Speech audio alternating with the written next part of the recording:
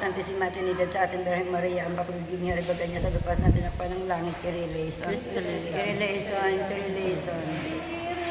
Virgen pirata isa Sa konsistoryon lumang mahal, ikaw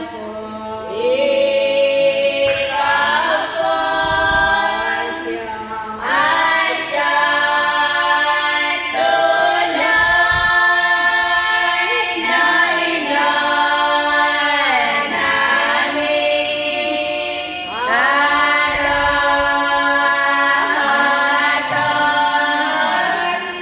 ikaw rin po Ang Birhen na hindi nakatawan taon, tunay na tunay. At Birheng ina ng batis na aliw, at Birheng kapong mahabagin,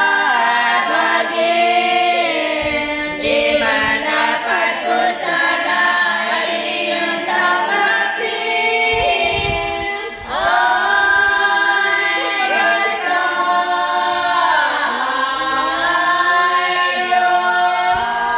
ng lingkod, ay na Birheng ina ng batis ng aliw, at Birheng kapong mahabagin, di man dapat po sana ay iyong tanggapin. Ang Rosario